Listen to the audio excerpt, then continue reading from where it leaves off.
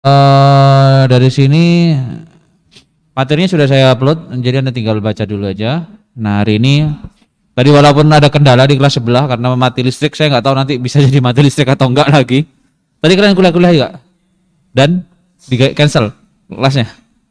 Apa lanjut? Oh berhenti ya, baik. Tadi teman-teman lanjut aja Pak, ya udah gelap-gelapan gitu ya tadi ya.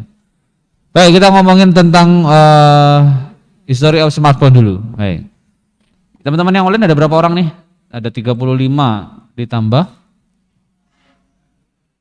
40, 43, 44, cuma 44. Yang lain mana nih?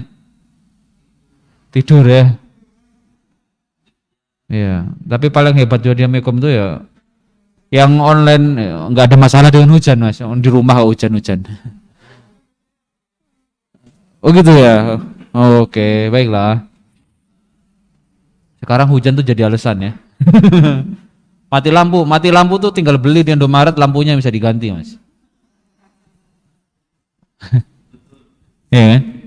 Tadi yang kendala bukan bukan lampunya yang mati Pak, tapi listriknya yang mati ya. Kadang nge-freeze Pak ya, yang nge-freeze ya Pak, listrik. Ah itu listrik benar ya, listrik. Baik teman-teman yang di online dan yang di offline hari ini, saya mau tanya satu pertanyaan yang nanti mungkin bisa dijawab sama teman-teman. Yang di online silakan tuliskan saja saya dan atau tidak gitu ya, saya atau tidak. Pertanyaannya gampang. Yang di rumah punya modem atau Anda siapa yang punya modem di rumah? Tulis saya, yang tidak punya tulis saja tidak. Nah, yang di kelas sekarang. Yang di kelas nih ada orang. Yang tidak punya berapa orang yang di kelas? Yang tidak punya. Satu orang, 2 orang, 3 orang. Yang tidak punya modem. Mbaknya punya modem? Punya. Oke, cuma 3 orang. Yang lain? Oh tidak. Baik. Tidak. Oke. Tidak punya ya? Oh, masih ada yang menjawab tidak ya? Baik. Kita keep dulu ya. Kita keep dulu pertanyaan ini. Nah, nanti kita cek ya. Saya bahas dulu, nanti jawabannya pasti ada. Karena kita ngomongin mobile. Jadi kita khususnya ke smartphone ya.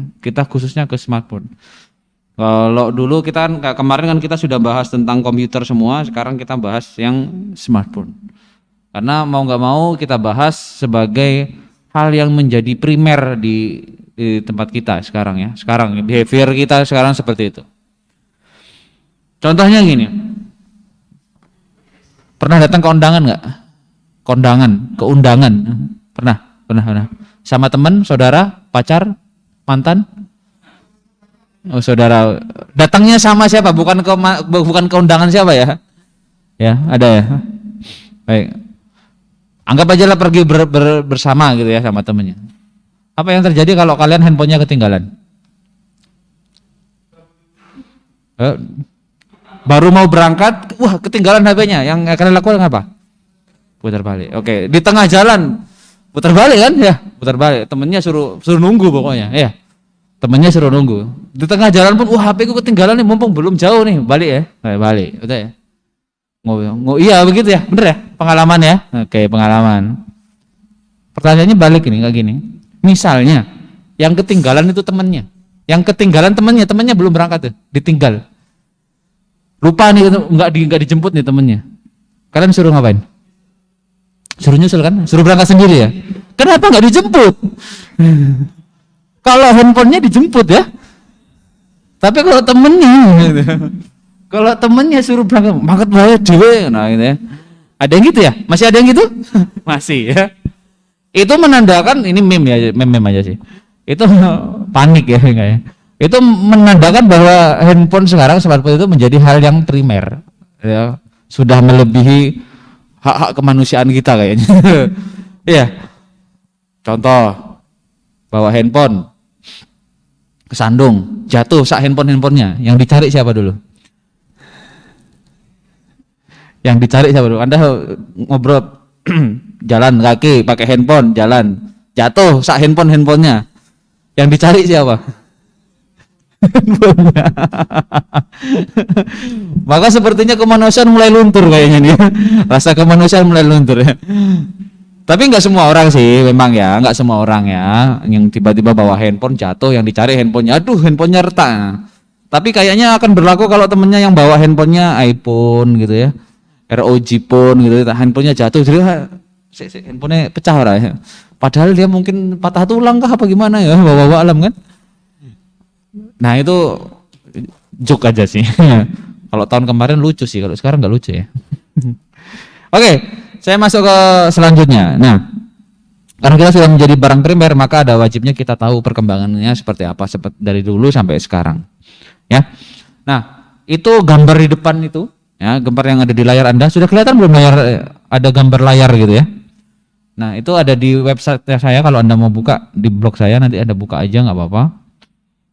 Mampirlah ya, walaupun sebentar gitu ya, biar ada viewernya dong. Ya, itu meme sebenarnya. Meme itu menunjukkan bahwa perkembangan handphone itu mulai dari layarnya kecil sampai layarnya besar. Betul. Dulu setahu saya handphone pertama yang pernah saya lihat barangnya punya om saya waktu itu layarnya cuma satu baris huruf. Untuk layar itu satu baris kata gitu. Jadi ya cuma satu baris doang. Jadi nggak ada 2 baris dan 3 baris, itu nggak ada. Ya udah satu baris doang. Kalau baca SMS gimana Pak? Ya udah bacanya ke bawah, harus di next gitu.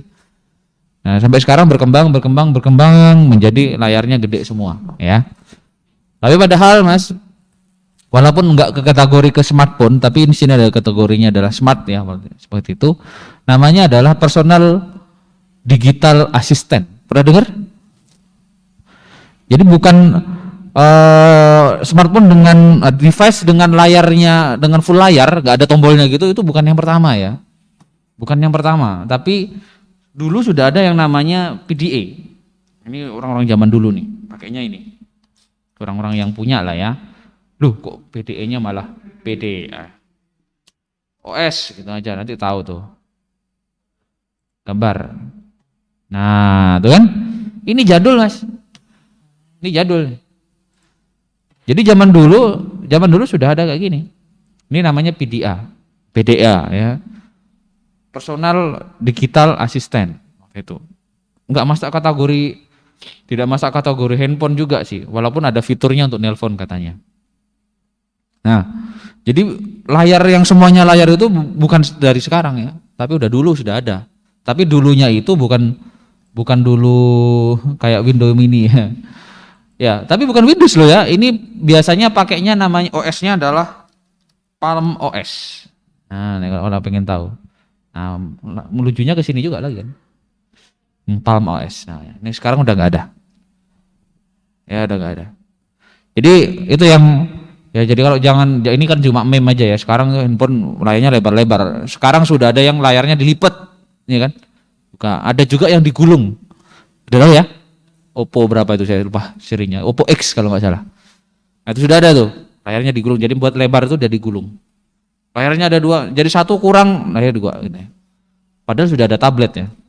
Masih ingat nggak dulu yang zamannya tablet baru muncul itu, Samsung dengan tabletnya ya, bisa buat nelpon katanya. Nelpon pakai tablet, bayangin 11 inci buat nelpon. Gini kan. Ini yang mending, ini 11 inci. Wow sekali kan ya. Nah, itu yang terjadi ya. Nah, jadi perkembangannya seperti itu ya. Kalau zaman dulu 70% bodinya itu diakuisisi oleh baterai ya. Kalau sekarang layar. Kalau dulu baterai. Maka nggak salah kalau kalimatnya dulu baterainya gue bandem tikus ya, beneran ya Mas ya. Baterainya buat ngelemparin tikus itu kayaknya tikusnya takut tuh. Takut duluan. HP apa senter gitu. Tapi memang bener begitu adanya karena memang 70% baterai ya. Kalau sekarang enggak ya, hampir semuanya sudah komponen kecil-kecil ya. Kalau ngomongin kecepatan 1G sudah tahu ya. 1G ini ngomongin di handphone loh ya. Dia udah pakainya wireless, jadi udah enggak pakai kabel. Kecepatannya adalah 24 kbps yang pertama. Jadi yang ya segitulah ya, kecepatannya enggak banyak-banyak. Kemudian 2G yang masih kita pakai sampai sekarang, GSM atau CDMA itu 64 kbps.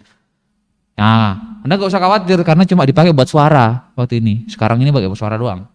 Kemudian ada yang namanya 3G yang sempat populer, sudah masih pakai ini ya? Masih pakai kan? Masih nggak ada, Pak? iOS. Oh, Indosat kenapa? Sorry? Oh, iya, baterainya dihapus. Tapi beberapa apa namanya, beberapa produsen masih ada ya, masih Telkomsel masih. 3G-nya masih ada, oke. Zaman segitu, nah ini modelnya namanya mobile broadband.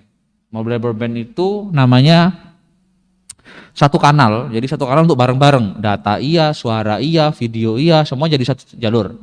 Maka kecepatannya 2000 kbps ini apa namanya, bukan alternatif ya, jadi kayak cuma opsi aja.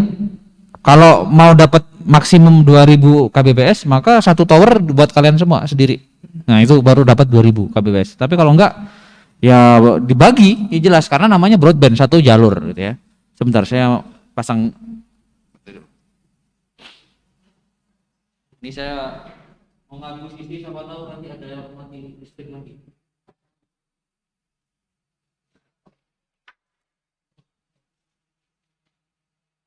Mati nggak? Enggak ya? Maklum, laptopnya laptop lama, jadi mau nggak mau harus di sini. Colokin juga. Laptop lama ya. Baik ya, ampun. Jadi kemudian yang generasi keempat adalah 4G, di mana kecepatannya bisa sampai 100.000 kbps. 100.000 kbps berarti berapa MB nih? 100? Kalau 1000, 2000 aja 2 MB. Berarti kalau 100.000? Ya 100 MB. 100 Mbps. Nah, bedanya apa? Kalau di sini adalah base protokol, maka sebenarnya Anda bisa mendapatkan kecepatan maksimal adalah 100. Maksimal loh ya. Jika tidak dibatasin oleh hardware-nya. Ya. Di handphone itu biasanya maksimum kecepatannya 50. Tapi kalau Anda pakai koneksi yang lain atau di PC misalnya, dengan bisa mensupport itu, maka biasanya bisa lebih sampai 100. Itu bisa. Itu untuk segi kecepatan. Nah, 3G kan dulu gembar-gembornya adalah video call, ya kan? Video call. Kalau 4G streaming gitu ya. Oke, 5G kenapa saya nggak bahas? Karena memang infrastrukturnya belum siap di Indonesia. Tuh jawaban. Nanti kalau ada yang mau tanya silakan. Saya bahas dulu ke hardware. Nah, hardware ini yang biasanya kita sebut sebagai chipset dan atau prosesor. Nah, bedanya ya, kita ngomongin hardware-nya ya, karena di PC kan kita punya masing-masing ya, satu komponen, namun dia semuanya ketergantungan. Jadi harus diproses oleh prosesor dan seterusnya. Jadi komponen itu harus terkoneksi dengan itu. Tapi kalau di sini yang disebut sebagai SoC, namanya System on Chip. Jadi semuanya adalah terintegrate, tapi dia punya komponennya masing-masing. Jadi setiap komponen di kotak di sini sudah punya masing-masing dan bisa berdiri sendiri. Bahasanya gitu. Jadi alur dari eksekusinya nggak panjang. Kalau dia di PC, maka dia harus panjang. Karena dia harus menerjemahkan untuk A, untuk B, untuk C. Kalau di sini tidak, saya sudah punya tempatnya sendiri, dia tinggal ngirim dan memprosesnya apa aja. Nah, di situ ada apa aja? Ya, di sini ada keypad, ya, ada RAM, ada flash, ini ya, ada flash penyimpanan, ya, emulator dan sebagainya, banyak tuh. Sampai dengan yang namanya 3G/4G modem. Oke, sudah? Kalau Anda lihat secara hardware, maka Anda bisa kelihatan ya, ini hardware-nya yang PC, ini yang SoC, ini yang diambil dari iPad 3, punyanya Apple ya. Bagiannya ada apa aja? Ada CPU, ada grafik GPU ya, ada ISP, image processing, biasanya untuk kamera ya, ke image dan video, sinyal processing ya, kemudian neural processing unit, ada video encoder dan modem. Nah, kembali ke pertanyaan kalian tadi, pertanyaan saya tadi ya. Pertanyaan, bagi kalian yang merasa tidak punya, ya, tolong itu dijaga HP-nya ya. Karena di setiap handphone pasti punya modem. Maka jawabannya simple kalau saya tanya, Anda punya modem di rumah? Punya jawabannya. Karena selama Anda punya handphone pasti punya. Kenapa? Perhatikan. Kejebak lagi ya. Pertanyaan jebakan lagi. Berarti kalau saya tanya, berarti pertanyaannya ada dua tuh, jebakan atau enggak? Karena dialah yang mengconvert wireless signal into data your phone. Jadi wireless data ke handphone kalian. Ingat, wireless itu enggak ngomongin wifi ya. Wireless itu no wired, no kabel. Oke ya. Jadi kalau ada nanti ditanya wireless, maka jangan bayangkan wifi. Enggak wifi doang, karena 4G LTE, 5G, Wi-Fi, Bluetooth, infrared itu juga wireless. Oke? So, kalau datanya itu perlu sesuatu yang untuk menerjemahkan ke luar, contoh, kalau kita telepon, data yang kita proses di handphone itu berupa data digital. Namun data yang tersebut harus dikirimkan kepada infrastruktur yang berbeda dari handphone. Bener kan? Wireless masuk ke tower, towernya pakai ke jaringan telepon, telepon nanti masuk tower lagi, baru masuk ke handphonenya temennya, gitu kan? Nah, maka perlu penerjemah. Penerjemah itu yang namanya modem. Oke? So kalau kalian di rumah saya tanya lagi, punyakah modem di rumah? Jawabannya harusnya punya. Karena kalian kalau punya handphone pasti punya. Mohon maaf jika belum yang punya smartphone. Oke. Oke, ikut batuk juga ini. Baik, kalau kita ngomongin smartphone maka ada kelasnya mulai dari flagship, high range, mid range dan entry level. Dilihat dari apa? Dari SoC atau chipset yang tadi kita bahas, kamera, sensor, RAM, storage, sensor-sensornya yang ada di dalamnya ya, gyro, accelerometer, proximity, kualitas layar itu maksudnya layar, sorry. Kemudian build quality, ya.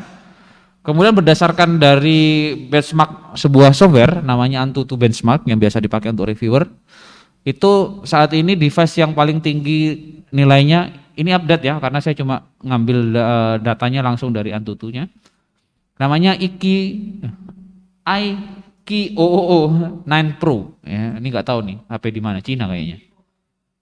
Vivo ya. Vivo, nah itu, tapi saya belum dengar kodenya yang kayak gini soalnya, baru tahu. Dan kemudian yang ini Mi jelas ya, Xiaomi. Kemudian ada Motorola. Dengan ini peringkat berdasarkan hasil dari AnTuTu ya. Nah itu dari apa namanya, dari hardwarenya atau dari brandnya. Kemudian kalau dari prosesor yang tertinggi saat ini masih dipegang A15 Bionic Apple ya. Kemudian ada Dimensity punyanya MediaTek sama Snapdragon 8 Gen 1. Semuanya nilainya sama, yang Dimensity sama Snapdragon, kecuali sama Bionic. Ini pengecualian menurut saya sih. Nanti kita bahas. Kalau ada yang tanya itu nanti saya bahas. Dan bla bla bla, nanti rekomendasi alamat web untuk spesifikasi smartphone Anda bisa cek dari websitenya, vendornya ya. Kemudian kalau di luar vendor Anda bisa ngecek dari GSM Arena. Itu salah satunya ya, GSM Arena. Ini beneran nih ya kalau Anda mau ngecek. Baik, ada pertanyaan dulu? Di sini, sampai sini ada pertanyaan? Belum ada ya. Tuh, join meeting lagi. Yang jadi host siapa sekarang? Oh, saya ya yang jadi host. Baik, saya lanjut ya. Saya lanjut ke pertanyaan yang ada di waskita.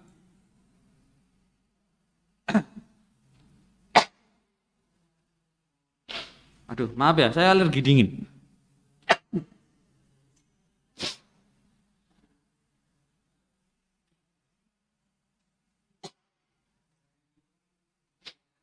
Beda soalnya kalau kena flu sama dingin itu beda ya. Baik, saya masuk ke pertanyaan ya. Kalau nanti ada pertanyaan silakan langsung tanya aja.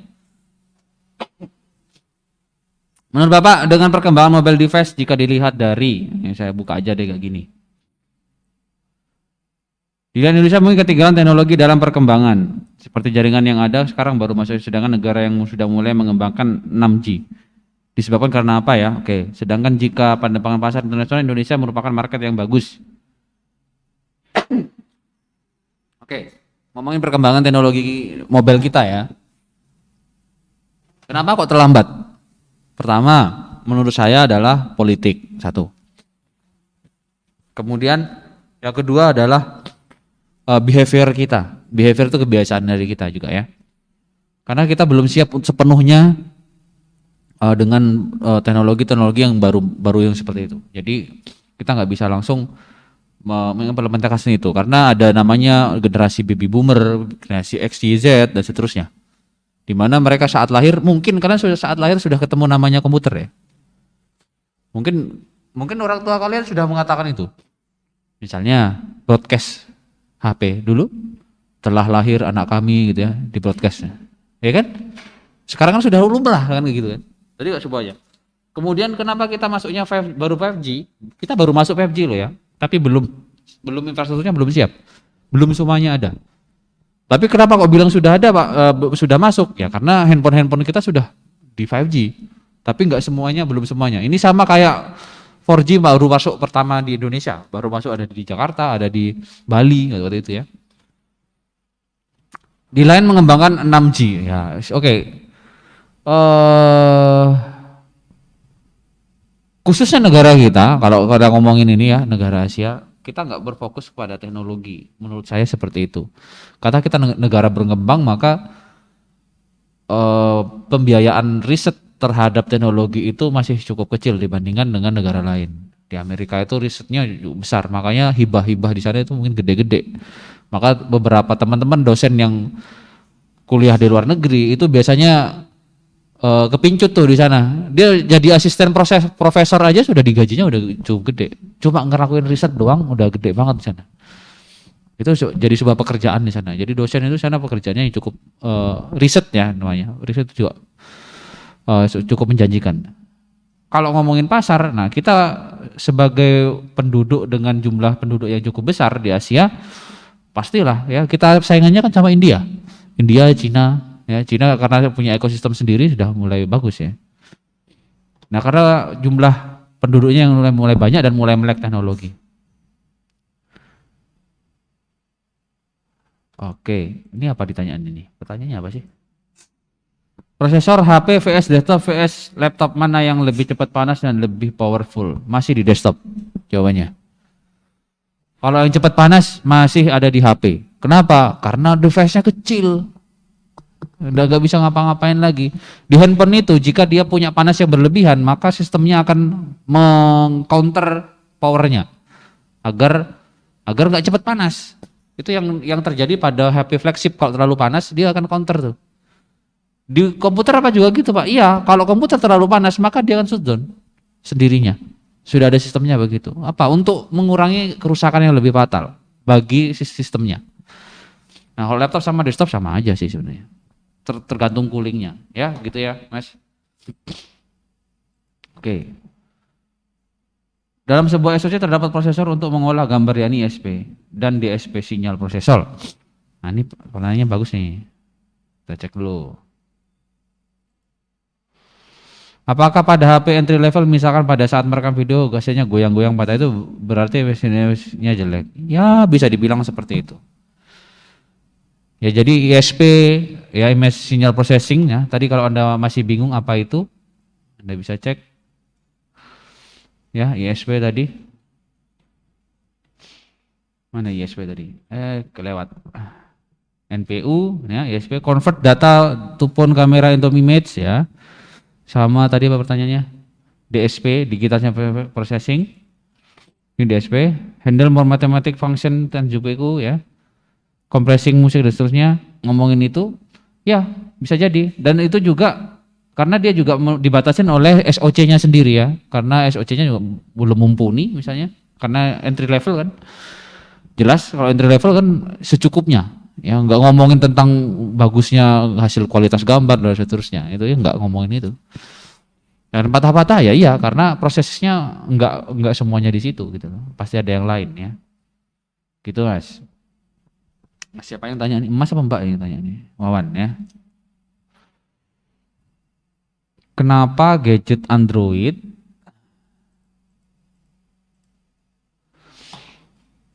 Dan Apple sangat berbeda kita menjalankan sebuah aplikasi. Contoh A, agar bisa jalankan di Android membutuhkan 2-3 kali lipat spesifikasi Apple, sedangkan Apple. Oke. Nah, ada yang tanya nih ya, kenapa kok Apple punya performa lebih bagus dengan spesifikasi yang lebih rendah? Gitu kan? Jawabannya gampang ini. Mas siapa nih yang tanya nih? Mas apa Mbak? Mas Lukman ya? Ada nggak Mas Lukman? Ada ya Pak, ada. Oke. Baik. Maaf, saya kaget Mas. Suaranya kencang sekali. Ya, jawabannya adalah satu. Research and development-nya si Apple, dia membuat khusus softwarenya untuk hardwarenya. Itu jawabannya. Jadi softwarenya Apple nggak bisa dipakai di hardware lain. Nggak bisa itu. Ya, jadi sudah di lock di situ. Dan memang dioptimalisasi khusus hardware-nya itu aja. Jadi Anda nggak bisa menggunakan hal itu. Jadi kenapa dia optimal? Maka karena software-nya sudah optimal untuk software-nya. Jadi klop Mas, sudah cocok. Kenapa Android nggak bisa seperti itu? Karena Android dia membikinnya untuk semua. Ya semua. Maka dibuatnya default, bahasanya begitu. Tapi kalau yang di OS-nya si Apple, dia sudah khusus untuk itu. Udah kamu maksimal loh pakai ini. Udah gitu aja. Intinya gitu sih. Jawabannya simpel ya di situ, karena riset and development-nya khusus untuk software-nya, khusus untuk hardware-nya. Apakah posisinya ke bawah ada sistem pendingin seperti PC? Nah, ini nggak tahu nih ya, ini bisnis ya. Jika ada sistem pendingin seperti apa, sedangkan jika di ponsel yang SoC-nya 988 atau flagship ada berapa yang ada sistem pendinginnya? Wah ini saya nggak tahu Mas ya, saya bukan pasar handphone ya. Saya nggak tahu kalau cooling yang seperti itu ada berapa ya. Anda bisa cek lagi nanti di GSM Arena ya, cek aja di vendornya masing-masing tadi ya sudah saya sebutin. Oke, lanjut. Saat ini sudah ada jaringan 5G. Kekurangan jaringan tersebut apa? Kekurangan dari jaringan tersebut apa? Kekurangannya adalah Anda harus ganti device untuk pakai itu. Coba Anda bayangin, sekarang Anda pakai 4G, nggak bisa kan langsung pakai 5G? Nggak bisa. Anda harus ganti device, mau nggak mau. Ini sebenarnya terjadi pada transisi 4G waktu itu. Sama, ini jawabannya sama. Tapi gini, sejarahnya Indonesia masuk 4G itu ada 4 teknologi yang masuk. Yang pertama ada LTE itu sendiri, yang kedua ada FDU punyanya CDMA, yang ketiga adalah WiMAX Mas, punyanya Cina nih, yang ngembangin Cina. Namanya WiMAX. Ada 3 itu masuk semuanya. Semuanya dicoba. WiMAX itu ada, FDU juga ada, yang sekarang masih ada ya kalau CDMA, kemudian LTE juga ada. Yang pertama WiMAX. WiMAX itu membutuhkan namanya aja wireless maximum ya. Jadi dia membutuhkan perangkat lain atau perangkat pemancar yang berbeda dari yang sekarang, yang SGM sampai N. Itu dari perangkat yang sekarang agar bisa memakainya dan perlu tower-tower baru. Maka infrastrukturnya pasti susah kan? Gak jadi. Itu cuma ada di Bali sama di Jakarta waktu itu. Termasuk di yang CDMA. CDMA itu kenapa kok masuk ke Indonesia Pak? Di Indonesia itu kan pakainya GSM semua. Jadi teknologi telepon itu ada 2. Di Eropa itu pakainya CDMA. Jadi di Eropa itu biasanya pakai handphone tuh nggak ada SIM cardnya, diinjek semua dalam. Itu lumrah di sana. Nah kalau di sini enggak, kita pakainya GSM. Kenapa kok bisa itu? Ya yang menang tender GSM gitu aja dah, beres ya. Enggak usah ditanya itu kenapa. Nah ini yang gitu. Tapi karena mereka punya invasi yang seperti macam-macam, maka ya mau nggak mau seperti itu. Namun FDU karena terbatas infrastrukturnya, karena terlambat sebelum GSM, maka nggak populer LTE. Nah kenapa LTE populer? Karena LTE nggak perlu nambah tower baru, nggak perlu ganti anten. Dia cuma nambahin aja satu perangkat ke anten yang sudah ada. Nah itu yang menang di situ. Nah itu sebabnya lebih gampang pakai LTE. Gitu ya. LTE itu long term evolution namanya. Kalau tanya kekurangannya 5G apa? Anda harus ganti handphone kalau mau pakai. Apa yang membuat HP menjadi ini satu, yang pertama adalah kapasitasnya RAM-nya kecil, dan 2, saya nggak nyalahin kapasitas RAM, tapi yang behaviornya kita terlalu banyak aplikasi yang diinstal, data yang disimpan itu menjadi pengaruh pada lambatnya kinerjanya. Kenapa? Ya karena komputernya harus banyak kerjanya di dalam.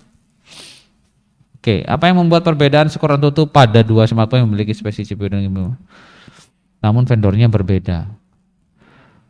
Ini banyak Mas, karena SoC-nya juga beda pasti, ya. Kualitasnya juga beda dan seterusnya. Walaupun chipsetnya sama dan GPU-nya sama, bisa jadi hal yang lain juga berbeda. Kualitas dari SoC-nya juga pasti mungkin beda gitu ya. Jadi itu yang, jadi kita ngomongin sistem itu nggak bisa ngomongin tentang CPU dan GPU aja. Jadi hal pendukung yang lain pun juga harus dilihat. Yang menyebabkan performa HP jadi menurun itu karena apa ya Pak? Pertama, aplikasinya terlalu banyak dibuka. Kedua, sudah terlalu panas. Kalau sudah terlalu panas, maka OS-nya akan mengcounter performanya. Itu memang disetting seperti itu. Terlalu panas nih, ngedrop kan FPS-nya kalau Anda nge-game? Ya, karena memang kalau dipaksakan seperti itu nanti panasnya akan merusak si hardware. Itu nggak boleh sama vendornya, maka softwarenya akan dikasih limiter namanya. Coba aja deh kalau nggak percaya. Agar yang utama tetap bisa berjalan, telepon dan sebagainya tetap jalan.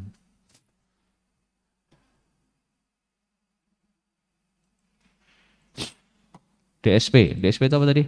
Handle more mathematical interface analyzing ya. Namanya aja SoC Mas ya. Dia mana tadi tanyanya? Oh ini dia.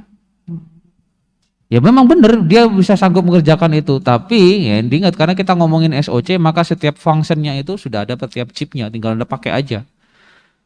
Ya, kenapa bingung-bingung? Untuk apa? Untuk mengurangi beban si prosesornya sendiri.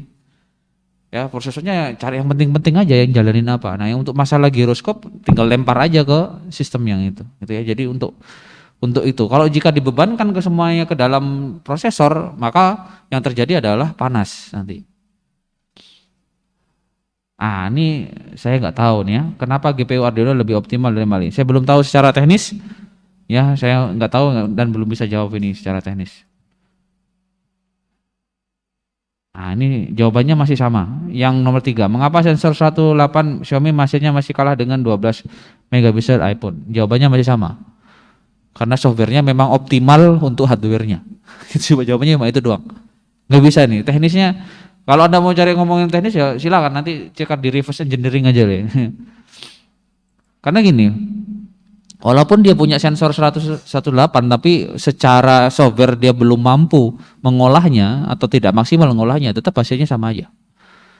Ya kan sensornya kan dia kan sensor kecil-kecil gitu. Kayak satu kotak kecil kan ini sensor itunya. Sensor apa namanya? Sensor kamera itu seperti itu. Ada tuh yang iPhone sudah bisa maksimal dengan 12 megapiksel aja dia bisa maksimal untuk menghitung itu. Dan bisa karena memang softwarenya dibuat optimal ya. Mengapa RAM iPhone kecil tapi multitasking tetap lancar? Tadi jawabannya sama. Berapa lamakah implementasi 5G dapat diterapkan di Indonesia? Mungkin sekitar 2 atau 3 tahun ke depan. Ini korelatifnya gini. Pernah dengar pengumuman bahwa sinyal TV analog di off kan? Pernah? Ya di teman-teman lain juga pernah ya? Di tahun ini ya kalau nggak salah, terakhir. Tahun ini ya terakhir. Saya nggak tahu bulan apa, yang jelas sinyal analog akan di off kan. Itu sebagian dari bisnis. Kenapa? Karena 5G mau masuk Indonesia dia butuh pita, butuh frekuensi. Nah frekuensi di Indonesia itu sudah terbentang dipakai oleh TV analog ya, kemudian broadband yang kita masih pakai sekarang, dan intinya penuh lah. Nah gimana tuh agar biar nggak penuh? Ya ada yang dikurangin, dikalahin. Apa? Yang analog. Nah, analog akhirnya dipaksa ke digital semua ya kan. Nah itu salah satunya. Nah kemungkinan kalau hari ini tahun ini baru di off kan, maka tendernya kan baru dibuka. 5G-nya buat siapa? Nanti kalau yang menang itu sudah ketahuan, nah itu baru sekitar 1 atau 2-3 tahun ke depan baru kelihatan. Begitu ya Mas? Nah, Mas siapa nih? Nah, Mas Muhammad Sidik ya. Proses nanti dan media sering terjadi perdebatan di masyarakat. Kemudian masing-masing apa? Prosesornya itu apa? Kalau menurut saya sih nggak ada yang ini sih, sama aja semuanya bagus. Menurut saya sih semuanya bagus. Ya. MediaTek sama Qualcomm. Padahal Samsung juga punya loh, Exynos tuh, ya kan? Juga bagus loh. Tapi ya tergantung kalian ya. Ini masalah selera.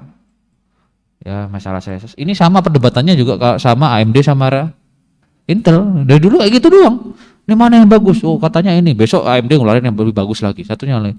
Kayak gitu ya. pasar itu butuh sesuatu yang untuk pemicu lah bahasanya gitu, sengaja gitu.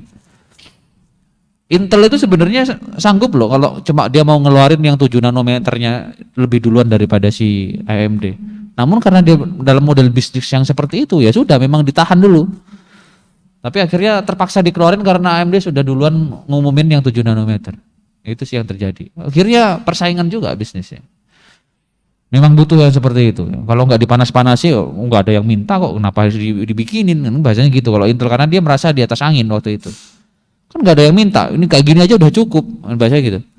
Akhirnya AMD ngasih Ryzen kan, dengan harga segitu 4 core ya, 4 core ya kalau nggak salah ya, 4 core 4 core 4 thread yang di zaman itu Intel belum punya. Core i3-nya aja cuma dual core dual thread kalau nggak salah maksimal. AMD yang paling murah aja 4 core 4 thread mas, itu yang saya pakai itu. Nah, siapa yang nggak tertarik, harganya segitu 4 core lumayan loh, dicoba rendering juga bagus loh. Kalau rendering kan butuhnya core-nya banyak, kalau ngediting baru pakainya VGA. Apakah skor itu benar real bisa menentukan rating? Enggak mas, enggak bisa ya, tapi salah satu parameternya bisa didapat dari situ ya, karena ngukur performa itu enggak tiba-tiba ya. Jadi di dalam Antutu itu, anggap aja Antutu itu ada sistem perhitungan di mana untuk menguji menguji si performa dari komputer dengan cara memberikan kode-kode tertentu atau algoritma tertentu yang agar dia bisa bekerja sesuai dengan apa yang mau dibutuhkan. Nah dari situ nanti ada hasilnya, berapa yang bisa diselesaikan, mana yang diselesaikan gitu ya. Ya intinya gitu ya. Nah, itu sebabnya nanti hasil dari tiap handphone beda-beda. Itu bisa dilihat dari skor Antutu dan beberapa reviewer yang lain. Oke, nggak ada lagi yang tanya, cukup. Ada lagi nggak mau tanya sini? Presensi sudah. Nah, pertanyaannya presensi pak, gitu. Biasanya gitu. Masih ya. Gimana, ada pertanyaan? Cukup sampai sini? Ada yang saya kelewat nggak ya? Nggak ada, cuma 14 orang ya. Oke.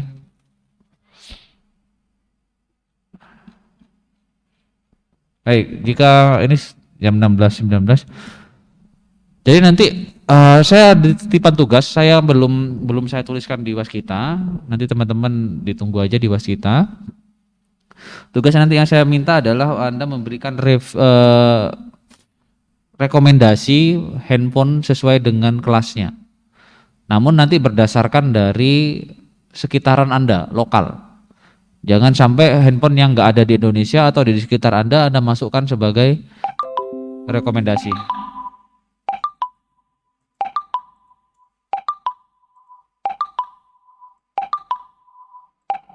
Sebelum menit lagi ya.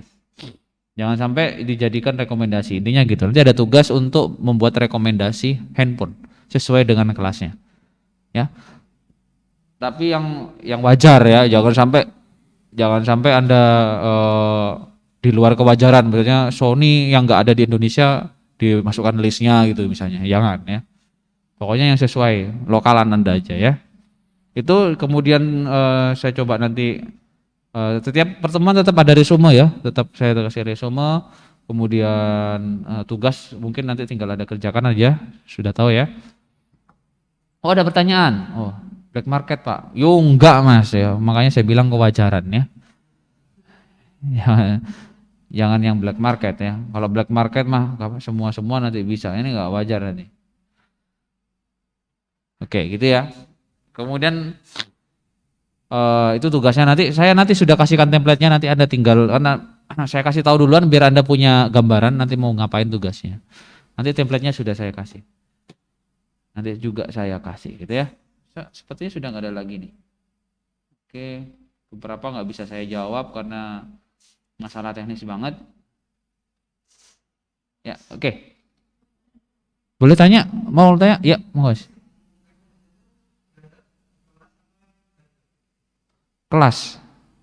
Kelasnya. Enggak sesuai harga, tapi kelasnya aja. Nah, baca. Enggak, makanya dibaca ya, materinya dibaca. Nah, di handphone itu ada yang namanya flagship, segmentasi smartphone itu flagship, high range, mid range, entry level. Dilihat dari apa? Dari SoC-nya. Kemudian kameranya, RAM-nya, sensornya, kualitas layarnya, build quality-nya. Ini sebenarnya kayak kalian tebak-tebakan, handphone ini masuk ke flagship atau entry level atau mid range. Biasanya gitu. Oke, misalnya contoh nih, Gen 1 Snapdragon 8 Gen 1 misalnya.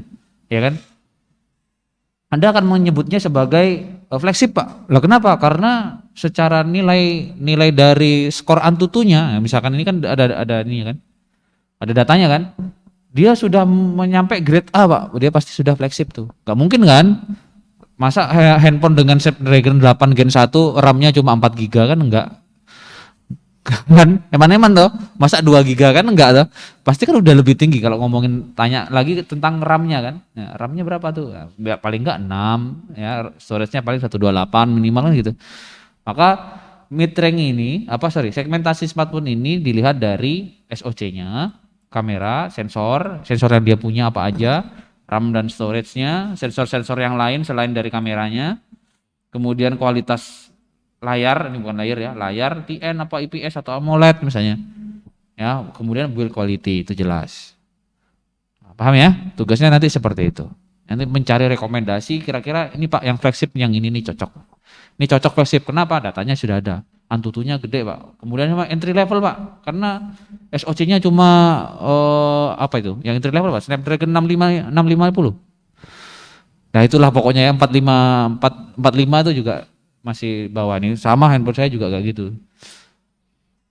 Oke. Oke, gitu ya. Oh, ada yang tanya nih. Berarti dari low high level cukup satu semua. Iya, cukup satu aja. Jadi enggak semuanya. Murah kabeh Mas, mau di kabeh. Kalian mau bikin website Bobi? Enggak ya. Deadline-nya kapan Mas? Ditunggu saja ya. Karena sudah tahu gambarannya, berarti nanti enggak usah kaget kalau tiba-tiba saya ngasih tugas. Kalau saya kasih deadline kalian ini ya. Saya tahu sih mahasiswa Amikom tuh hebat-hebat. Keren-keren. Tugas yang harusnya dikerjakan 1 minggu dikerjakan dalam 1 malam. Selesai lagi. Ya kan? Kan hebat, ya kan? Seminggu, harusnya kan seminggu kerjaannya tuh. Tapi dikerjaannya semalam, selesai lagi. Kan hebat namanya, ya kan? Ya gitu ya. Tapi itu sebabnya saya nggak ngasih deadline. Lihat aja deadline-nya di. Walaupun saya kasih deadline sekarang, pasti kerjanya besok semalam gitu ya. Pasti semalam besok ya. Ya, oke. Yang mau live duluan. Mas kalau yang presensi manual nggak bisa ya. Pak izin tanya, kenapa kamera pop-up terlupakan? Tidak ada HP keluaran yang baru menggunakan kamera pop-up. Nggak efisien. Duh, sebentar. Ringtone-nya mbok yang poliponik gitu ya. Biar anak didengar. Kenapa kok pop-up? Karena nggak efisien ya menurut saya. By the way gini, karena sesuatu yang sifatnya adalah mekanik, jadi bergerak terus itu punya masa pakai, jelas. Beda sama yang memang didiamin aja itu, kayak yang terintegrate gitu ya Mas. Ya, kenapa terlupakan ya? Karena memang itu. Dulu kenapa kok ada Pak? Ya namanya juga teknologi ya, apa namanya? Hype ya, nama bisnis ya bahasanya gitu. Jadi jadi pembeda. Oh, ini beda nih. Yang itu enggak. Oke. Ada lagi? Enggak ada? Oke.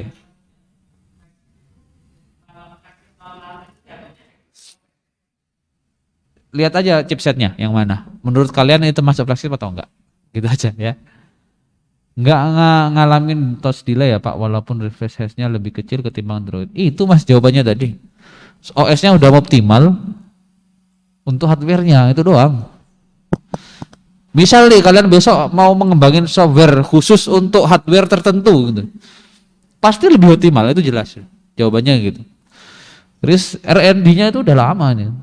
Ya saya nggak, kalau secara teknis gimana Pak? Memang OS-nya begitu, dia lebih kecil. Karena dia memang optimal di hardware itu doang, nggak ada yang lain, ya. Oke, gitu. Ada lagi nggak? Tanya nggak?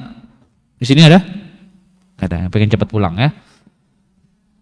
Jika tidak ada pertanyaan, Saya cukupkan. Terima kasih. Selamat sore. Assalamualaikum warahmatullahi wabarakatuh. Waalaikumsalam warahmatullahi wabarakatuh. Ya.